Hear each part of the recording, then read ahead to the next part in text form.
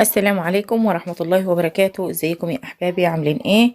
يا رب تكونوا بخير وبأحسن صحة وبأحسن حال. اللهم صل وسلم وبارك على سيدنا محمد وآل سيدنا محمد وصحبه أجمعين. النهاردة بإذن الله كده هقدم لكم منيو متنوع من الأكل الصعيدي بتاعنا اللي بنعمله، سواء أرزيحة أو بلحمة أو بفراخ أو أسماك، اللي بنعمله في بيوتنا كبيوت صعيد. وطبعا الأكل ده بيبقى موجود في كل البيوت، بس أنا حبيت يعني أقدم لكم منيو. ربما واحدة تكون محتارة تعمل أكل إيه، أو عندها عزومة وتجيلها فكرة من خلال المنيو، أو أكون اقترحت لها فكرة من خلال المنيو، وهي تتشجع كده وتركب أكلتين على بعض، أو تكون عندها عزومة وتجمع كذا حاجة مع بعضها كده، وإن شاء الله كده تكون إيه الأفكار كده عجبتها. هنا بوريكم دي كان من ضمن المنيوهات صينية نجرسكو، وكمان كان محشي كنت عاملاه في روتين، يعني من روتيناتي. آه، بس مجرد انا بقترح عليكم افكار، وطبعا كلنا ستات بيوت شاطرين وبنعرف نطبخ وبنعرف نعمل اكل حلو جدا، بس انا بمجرد بس ايه يمكن اكون سبب اني يعني اقدم لكم حاجة نتخلص من حيرة كل يوم هنطبخ ايه، هنعمل ايه بكرة غدا، هنعمل ايه اكل. فالمنيو ده متنوع في الاكل الأرداحي وفي الأكل العادي اللي هو لحوم وفراخ وأسماك. طبعا هتشوفوا كل حاجة عندي كده بمنتهى البساطة وبمنتهى السلاسة كده، وعلى بساطتها وعلى طبيعتها. زي ما بناكل لحوم وفراخ، عايزة اقول لكم ان مش كتر اللحوم ولا الاسماك ولا الفراخ كل يوم كل يوم الناس بتزهق، فلازم ننوع منه كمان، يبقى اقتصاد ونريح الميزانية بتاعتنا شوية، وتكون مثلا في ميزانية اخر الشهر محتاجة ان احنا نعمل حاجات كده، اكلات خفيفة كده واقتصادية، وفي نفس الوقت بنعمل الأكلات الجميلة بتاعتنا، الأكلات الطبخ والحاجات العادية اللي بناكلها على طول يعني. سواء لحوم، رز، طبخ، ايا كان.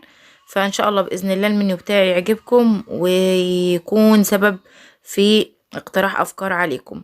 هنا في منيو من المنيوهات كنت عامله فيه مكرونه محمره بالصلصه، وفراخ بالبطاطس كده، فراخ مشويه، وكنت فرشه من تحت رق بطاطس والبدنجان المخلل والباميه الويكه الناشفه.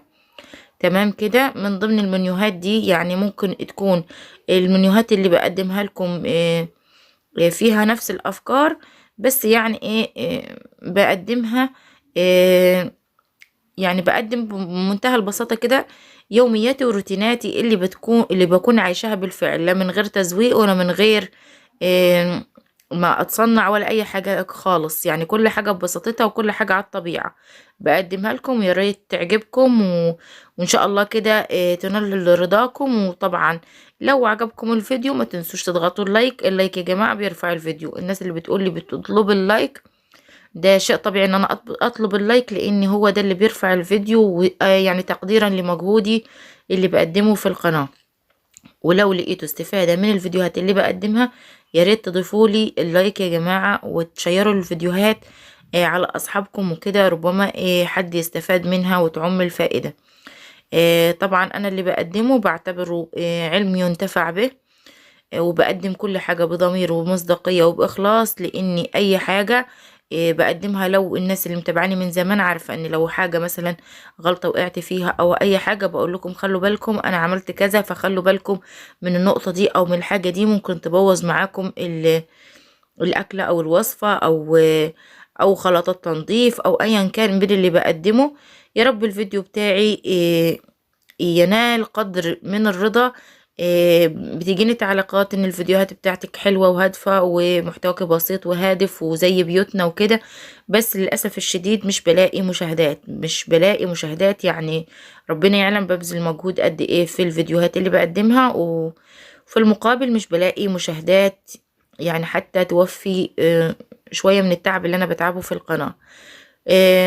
عموما الناس اللي موجودة معايا في القناة واللي بتتابعني يعني 100 واحد أو 100 شخص اللي بيتابعوني على القناة وبيكتبوا لي تعليقات وكده، والله محبتكم وصلاني وكلكم على راسي من فوق، وتسلموا لي وربنا يبارك لي فيكم وربنا يديمكم في حياتي يا رب.